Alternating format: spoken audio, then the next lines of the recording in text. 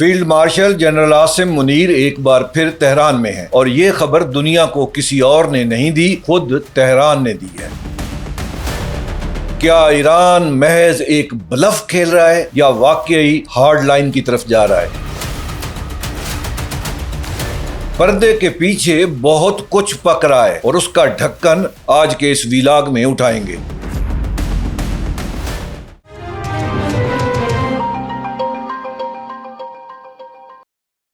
Time line میں خوش آمدید، ایک نئے ایپیسوڈ کے ساتھ حاضر ہوں۔ میں ہوں اکرم نعیم بھروکا۔ سب سے پہلے تو وہ بات جو آج کی ہے، آج پیر کے دن کی۔ عاصم منیر ایک وفد کے ساتھ تہران پہنچے ہیں۔ اس سے ایک دن پہلے اتوار کو ان کی ایرانی وزیر خارجہ عباس اراغچی سے ٹیلی فون پر بات ہوئی تھی اور اسی شام ایران کی وزارت خارجہ کے ترجمان اسماعیل بقائی نے اعلان کیا کہ جنرل منیر پیر کو تہران آ رہے ہیں۔ اب وہ تہران میں پہنچ چکے ہیں۔ یہاں ایک بڑی باریک بات ہے جس کو نوٹ کرنا بڑا ضروری ہے۔ عام طور پر ایسے دوروں کی خبر اسلام آباد سے نکلتی ہے یا واشنگٹن سے چھپتی ہے۔ اس بار تہران نے خود اپنے ترجمان کی زبان سے یہ دنیا کے سامنے رکھی ہے۔ جنرل منیر کے آنے سے پہلے کون خبر دیتا ہے، یہ خود بھی ایک پیغام ہوتا ہے۔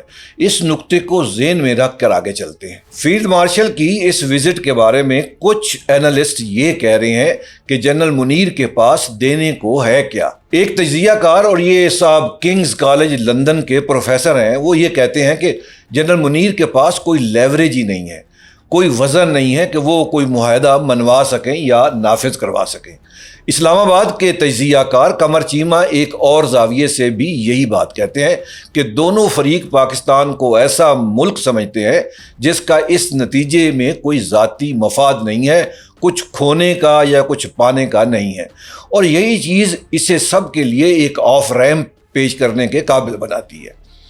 میں چیمہ صاحب کا بہت احترام کرتا ہوں اور ان کا نقطہ درست ہے، مگر یہاں ایک بات واضح کرنی ضروری ہے، اور یہ آج کے ویلاگ کی سمجھیں کہ ریڑھ کی ہڈی ہے۔ ثالث دو طرح کے ہوتے ہیں۔ ایک وہ جو طاقت کی پوزیشن سے بات کرتا ہے، جس کی مثال یہ ہے کہ پاکستان اور بھارت اگر جنگ میں ہوں جو پچھلے سال ہوئے تھے اور امریکہ اس کی ثالثی کرے تو اس ثالثی کا وزن الگ ہوتا ہے، کیونکہ امریکہ دونوں کو کسی نہ کسی طریقے سے سزا بھی دے سکتا ہے اور دونوں کو کسی نہ کسی طریقے سے انعام بھی دے سکتا ہے۔ وہ معاہدہ منوا سکتا ہے، نافذ کروا سکتا ہے اپنے ٹیرف سے، اپنی تجارت سے اور اس طرح کی دیگر جو اکنامک چیزیں ہیں ان کو استعمال کر کے، اور دونوں ملک یہ بات بڑی بخوبی سے جانتے ہیں۔ دوسری طرف ایک اور ثالث ہوتا ہے جو صرف ایک پیغام رسانی کا کام کرتا ہے۔ یہ ایک کھلی ہوئی لائن ہے، جیسے اگر عمان ہے یا انڈونیشیا ہے، اگر وہی اسی بھارت اور پاکستان کی جنگ میں ثالثی کرتے تو پھر ساری ایکویشن بدل جاتی ہے۔ اب عمان کے پاس یا انڈونیشیا کے پاس تو نہ سزا کا اختیار ہے نہ انعام کا اختیار ہے، مگر کوئی عمان کو ناکام ثالث بھی نہیں کہتا، کیونکہ عمان کی قیمت کبھی نفاذ میں ہے ہی نہیں ہے۔ عمان کی قیمت یہ ہے کہ وہ لائن کھلی رکھتا ہے، اور یہیں پہ ہم اصل نقطے کی طرف آتے ہیں۔ پاکستان کے پاس کبھی نفاذ والا لیوریج تھا ہی نہیں، اور اس سے یہ توقع رکھنا ہی غلط ہے۔ پاکستان اس صف میں کھڑا ہوا ہے جہاں عمان کھڑا ہے، نفاذ والی صف میں نہیں۔ تو جو تجزیہ کار جنرل منیر کو اس بنیاد پر کم ویٹیج دے رہے ہیں ان کی اس وزٹ کو کہ وہ ڈیلیور نہیں کر سکتے، تو وہ دراصل ایک پیچکس کو ہتھوڑا نہ ہونے پر پرکھ رہے ہیں۔ پیچکس کا کام کیبل ٹھونکنا تو تھا ہی نہیں، کوئی ایک نالی، ایک رابطہ، ایک کنڈویٹ، اس بات پہ پرکھا جاتا ہے کہ لائن کھلی ہوئی ہے یا نہیں، بات چیت ہو سکتی ہے کہ نہیں، یا ہم بات چیت سے بھی گئے ہیں۔ اس پر نہیں ہے کہ کیا یہ کنڈویٹ جو ہے وہ کوئی شرائط بھی منوا سکتا ہے کہ نہیں ہے، یا دونوں فریقین کو مجبور کر سکتا ہے کہ جو معاہدہ انہوں نے طے کیا ہے اس کو مان بھی لیں۔ اور یہاں انصاف کا یہ تقاضا ہے کہ پاکستان کی پوزیشن کو بھی مکمل طور پہ دیکھتے ہیں۔ پاکستان عمان یا انڈونیشیا جیسا خالص غیر جانبدار ملک بھی نہیں ہے۔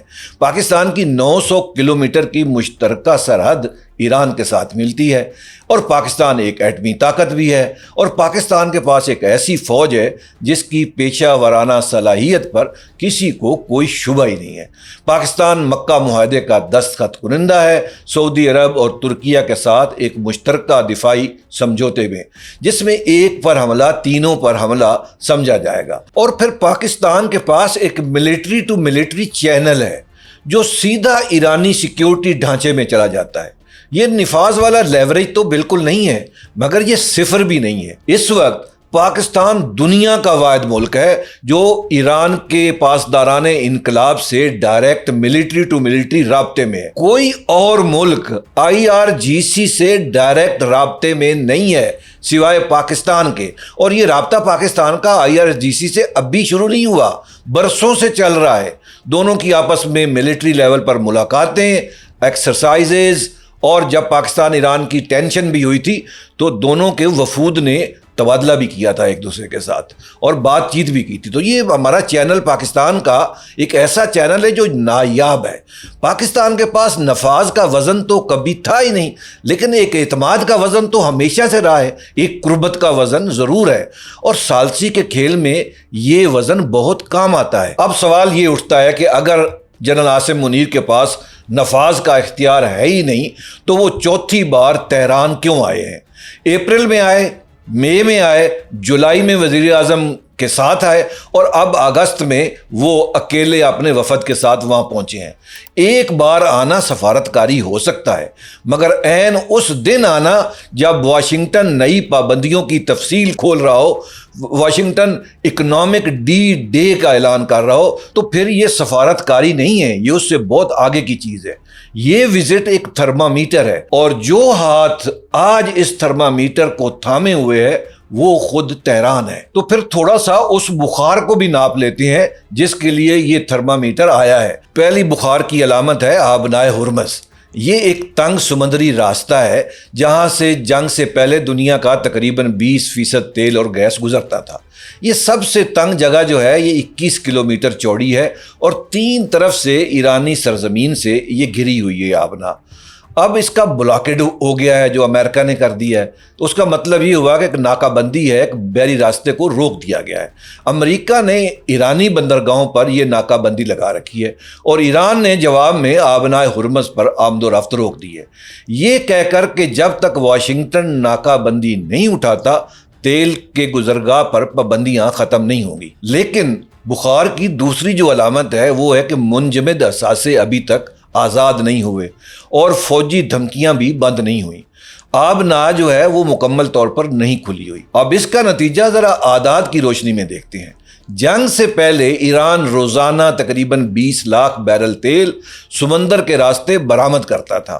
اس مہینے یہ گر کر روزانہ صرف قریباً 2,87,000 بیرل رہ گیا ہے، یعنی پہلے کا تقریباً 7واں حصہ۔ خارگ آئی لینڈ، وہ جزیرہ جہاں سے ایران کے ہر 10 میں سے 9 بیرل برآمد ہوتے ہیں، ایک ہفتہ سے زیادہ خالی پڑا رہا کیونکہ ٹینکر لوڈ ہی نہیں ہوئے۔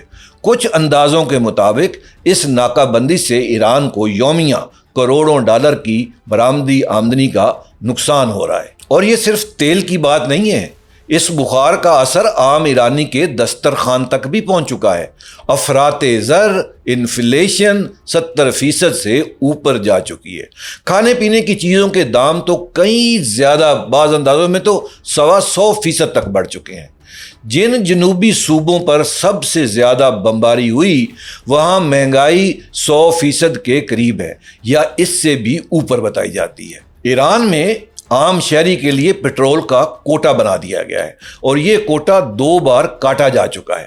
پہلے 100 لیٹر سے 70 لیٹر کا کوٹا تھا، پھر 70 سے اب 50 کر دیا گیا ہے، اور حکومت ایک تکلیف دہ قیمت کے اشارے کی طرف اشارہ بھی دے رہی ہے جس سے وہ بار بار پیچھے بھی ہٹ جاتی ہے، کیونکہ ڈر یہ ہے کہ اس مہنگائی کا ایک اور بلبلہ کہیں پھٹ نہ پڑے۔ اب اسی پس منظر میں وہی نقطہ واپس آ جائے گا جو میں نے شروع میں آپ کو بتایا تھا۔ جنرل عاصم منیر کی وزٹ کی یہ خبر ان کی وزٹ سے 15 گھنٹے پہلے ایران نے دنیا کو خود کیوں دی؟ اگر ایران کو کوئی گرمی محسوس نہ ہو رہی ہوتی تو پھر وہ ایک ختم شدہ MOU کو ختم ہی رہنے دیتا۔ مگر عین اس دن جب اکنامک ڈی ڈے کی تفصیل آنے والی ہو، ایک نئی کھلی لائن کا اعلان خود کر دینا یہ اس ریاست کا رویہ نہیں ہے جو مکمل طور پر مطمئن ہو۔ لیکن یہ وزٹ جو ہے یا اس کا اعلان جو ہے یہ کوئی بہت بڑی بے چینی بھی ظاہر نہیں کر رہا، یہ ایک کنٹرول سگنلنگ کا اشارہ ہے، ایک کنٹرول شدہ سگنلنگ ہے کہ لائن کھلی ہے، اور یہ بتانا ضروری ہے کہ لائن کھلی ہے، ہم بات چیت کرنے کو تیار ہیں مگر ضرورت کا اعتراف کیے بغیر۔ لیکن سمت وہی ہے جو آپ محسوس کر رہے ہیں، بخار تو ہے، اکنامک پریشر تو ہے، ایران اس جنگ کو لمبا نہیں کرنا چاہتا، ایران اس جنگ کو اپنی ٹرمز پر جیتنا چاہتا ہے۔ یہی وجہ ہے کہ جنرل عاصم منیر آج واپس تہران پہنچے ہیں۔ مگر یہاں ایک لمحہ رک کر ایک اور بات کرنا بھی بہت ضروری ہے۔ ایسا بھی نہیں ہے کہ ایران کل ٹوٹنے والا ہے یا اگلے ہفتے میں ٹوٹ جائے گا۔ یہ تاثر دینا کہ ایران اب اکنامکلی ختم ہو گیا ہے اور اس لیے وہ اب دوبارہ مذاکرات کو خود کوشش کر رہا ہے، یہ بڑی سخت بددیانتی ہوگی۔ ایران کے پاس ایک پراپر منصوبہ ہے، ایک بقا کی معیشت ہے، اور آئیے وہ منصوبہ کھول کر دیکھتے ہیں۔ آج میں آپ کو بتاتا ہوں کہ وہ منصوبہ ایران نے کس طرح امپلیمنٹ کیا ہوا ہے۔ ایران نے مہینوں سے اس ناکہ بندی میں جینے کی تیاری کر رکھی ہے۔ اس نے سرحدی صوبوں کو یہ اختیار دیا ہوا ہے کہ وہ ضروری اشیاء خود درآمد کر سکتے ہیں اور ذخیرہ بھی جمع کر سکتے ہیں۔ ایران نے کھانے اور باقی جو ضرورت کے سامان ہے اس کی درآمد کے راستے بھی بدل لیے ہیں، اور سب سے بڑی بات یہ کہ یہ وہ ملک ہے جو 40 برس سے پابندیوں اور تنہائی کے نیچے جی رہا ہے، جس نے زخم کے ساتھ سانس لینا بھی سیکھ لیا ہے۔ یہ 40 سال کی جو سروائیول ہے، ماہرین اسے سروائیول اکانومی کہتے ہیں، اور یہ سب سے بڑا ثبوت ہے کہ ایران ایک دم ٹوٹنے والا نہیں ہے۔ یہ اس بات کا ثبوت ہے کہ ایران یہ جنگ لمبی چلا سکتا ہے، لیکن یہ ایک تکلیف دہ بات ضرور ہے ایران کے لیے۔ اور ایک اندازے کے مطابق ایران کے پاس اب یہ جو ناکہ بندی ہوئی ہے آبنائے ہرمز میں امریکن نیوی کے تھرو، اس کے باوجود ایران کے پاس اتنا تیل موجود ہے کہ وہ قریباً 4 مہینے کی برآمدی آمدنی کو فراہم کر سکتا ہے، یعنی 4 مہینے کا اس کے پاس تیل موجود ہے کہ وہ کسی کو بھی بیچ سکتا ہے۔ تو ایران کی آمدنی جو ہے وہ زیرو نہیں ہو رہی، نہ ہے اس وقت۔ ایران اپنے طریقے سے تیل باہر دنیا کو دے ضرور رہا ہے۔ وہ طریقے کیا ہیں اس کے اوپر میں نے ایک پوری ویڈیو آپ کے سامنے کچھ دن پہلے شیئر کی تھی۔ اور یہیں اس بقا کے منصوبے کے اندر ایک اور چیز بھی ہے جسے سمجھے بغیر آپ ایران کا اگلا قدم تو پڑھ ہی نہیں سکتے، اور وہ یہ ہے کہ ایران نے ابھی کچھ دن پہلے عین جنگ کے درمیان اپنے جنگی ڈھانچے پر جن ناموں کو بٹھا دیا ہے وہ سخت گیر ہیں، بڑے ہارڈ لائنرز ہیں۔ ان میں پہلا نام تو احمد وحیدی کا ہے۔ یہ مارچ سے ایران کی پاسداران انقلاب یعنی IRGC کے سربراہ ہیں۔ یہ دھیان میں رہے، یہ کوئی اس ہفتے کا نیا چہرہ نہیں ہے، یہ 6 مہینے سے جنگ کے دوران اسی کرسی پر بیٹھے ہوئے ہیں۔ یہ پہلے نائب کے طور پر تھے، پھر یہ اب سربراہ کے طور پر آ گئے ہیں۔ دوسرا نام ہے محسن رضائی کا، یہ اب ایران کی سپریم نیشنل سیکیورٹی کونسل کے سیکریٹری ہیں، یعنی وہ ادارہ جو یہ فیصلہ کرتا ہے کہ آبنائے ہرمز کھلے گی یا بند رہے گی۔ تو یہ فیصلہ اب رضائی کے پاس آ گیا ہے۔ رضائی خود بھی پاسداران کے سابق کمانڈر رہے ہیں۔ اور یہاں ایک بڑی حساس بات ہے جو کم کہی جاتی ہے اور مجھے بھی اس کو احتیاط سے کرنا ہوگا۔ ان دونوں میں، وحیدی اور رضائی دونوں میں، ارجنٹائن کی درخواست پر انٹرپول کا ریڈ نوٹس موجود ہے جو 1994 کے بیونس آئرس بم دھماکے سے جوڑا جاتا ہے جس میں 85 افراد مارے گئے تھے۔ مگر یہاں 3 باتیں بالکل صاف ہونی چاہیے۔ پہلی یہ کہ یہ ایک الزام ہے اور ارجنٹائن کی ایک عدالتی کارروائی ہے، یہ کوئی ثابت شدہ مجرمانہ فیصلہ ہرگز نہیں ہے۔ دوسری اور یہ سب سے اہم ہے کہ ایران نے ہمیشہ 2 ٹوک انداز میں اس دھماکے میں کسی بھی کردار سے مکمل انکار کیا ہوا ہے اور اس ریڈ نوٹس کو بے بنیاد قرار دیا ہے۔ ایران کا موقف بڑا واضح رہا ہے، وہ ان الزامات کو رد کرتا ہے۔ اور تیسری بات جو اکثر لوگ نہیں کرتے، ریڈ نوٹس کوئی سزا کا اعلان نہیں ہوتا، یہ کسی کو مجرم ثابت نہیں کرتا، یہ محض ایک درخواست ہوتی ہے کہ فلاں شخص کو ڈھونڈا جائے اور حوالگی تک عارضی طور پر روکا جائے، نہ زیادہ نہ کم۔ اور ایک بات میں آپ کو اور بھی بتا دوں، ہم سب کو اچھی طرح پتا ہے کہ پوری دنیا میں سیکنڈ اسرائیل کون ہے. پوری دنیا میں سیکنڈ اسرائیل جو اس نام سے جو پہچانا جاتا ہے وہ ارجنٹائن کا ملک ہے. یہ ملک ارجنٹائن اتنا قریب ہے اسرائیل کے کہ اس کو پوری دنیا میں سیکنڈ اسرائیل کے نام سے جانا جاتا ہے. تو یہ ریڈ نوٹس جو ارجنٹائن نے نکالا ہوا ہے اس میں ظاہر ہے اسرائیل شامل ہے. دونوں ایک ہی سکے کے دو رخ ہیں. تو ہم بات واپس انہی دو اشخاص کے اوپر لے کر جاتے ہیں جنہیں ایران نے عین جنگ میں بدلا ہے اور اتنا اہم عہدہ دے دیا ہے. میرا خیال میں ایران نے ایک پیغام دیا ہے. یہ پیغام یہ ہے کہ ایسے افراد کو سامنے لایا جائے جس سے ایران ایک پوائنٹ آف اسٹرینتھ سے اوپر اٹھے, جس سے ایران ایک سخت گیر چہرے کے طور پہ اوپر اٹھے, جس سے ویسٹ کو یہ پتہ چلے کہ ایران جھکنے والا نہیں ہے. یہ ایک سگنلنگ ہے. لیکن کیا ایران بلف کھیل رہا ہے؟ کیا ایران نے اصل میں ہارڈ لائن چھوڑ دی ہے اور صرف نام اور چہرے آگے کر کے ایک مذاکرات کے لیے بلف کھیل رہا ہے, ایک دباؤ کا پتہ استعمال کر رہا ہے تاکہ سودے بازی میں اس کی پوزیشن اونچی رہے؟ یا ایران واقعی دل سے ایک سخت لائن اختیار کر چکا ہے اور کسی آف ریمپ کی تلاش میں تو ہے ہی نہیں ہے؟ رضائی کا وہ بیان کہ اگر چھیڑا گیا تو جواب زلزلے کی طرح ہوگا, یہ کس صف میں رکھا جائے؟ بلف کی صف میں یا سچ کی صف میں؟ میں آپ سے یہ نہیں کہوں گا کہ مجھے اس کا جواب معلوم ہے, کیونکہ یہ فیصلہ اس کمرے کے اندر ہوتا ہے جہاں نہ کسی صحافی کی رسائی ہے اور نہ کسی ماہر اینالسٹ کی. ماہرین اندر بیٹھے لوگ نہیں ہوتے. یہ دھوئیں پڑتے رہتے ہیں کہ دھواں کہاں سے نکل رہا ہے اور کس سمت میں جا رہا ہے, ہوا کس سمت کی ہے. یہ آگ نہیں دیکھ سکتے. اور اب آخر میں اپنی رائے بھی پیش کروں گا اور آپ کو میری اس رائے سے اختلاف کا پورا حق ہے. ایران کے بارے میں یہ تصر دیا گیا ہے کہ ایران ایک ایسیمیٹرک وار کو برسوں تک چلا سکتا ہے اور امریکہ اس جنگ کو لمبا نہیں کھینچ سکتا. فوجی طور پر اس میں مکمل سچائی ہے. 6 مہینے یہ چل کر ایران دکھا بھی چکا ہے. مگر یہ نظریہ ایک بڑی چلاکی چھپائے ہوئے ہے. یہ فرض کر لیتا ہے یہ نظریہ, اور اس نظریہ کو پیش کرنے والے بھی یہ فرض کر لیتے ہیں کہ باقی سب کچھ جوں کا توں رہے گا اور ایران جو ہے وہ بس اس کو چلاتا رہے گا. یہ جو باقی سب کچھ جوں کا توں رہنے والی بات ہے وہی اصل بات ہے, کیونکہ ایران یہ ایسیمیٹرک وار لمبی کھینچ سکتا ہے اگر ایران کے اوپر کوئی اکنامک پریشرز نہ ہوں, اگر ایران میں انفلیشن نہ ہو, اگر ایران کا تیل بک رہا ہو, اگر ایران کو آمدنی ہو رہی ہو. اس صورت میں یہ جنگ ایران لمبی کھینچ سکتا ہے. اگر آپ یہ مفروضہ کر لیں کہ یہ سارا کچھ اپنی جگہ پہ ایسے ہی رہے گا, ایران طاقتور رہے گا, ٹھیک ہے, ایران پھر یہ جنگ 1 سال کیا برسوں تک کھینچ سکتا ہے. لیکن اس جنگ کا اثر ایران کے اپنے اوپر بھی تو پڑ رہا ہے نا. تو ایران نے وہ جو ڈرون بنانے ہیں, اس کے جو کمپوننٹ لینے ہیں, اس کے جو پارٹس لینے ہیں, ٹیکنالوجی لینی ہے, وہ تو پیسے سے ہی آئے گی.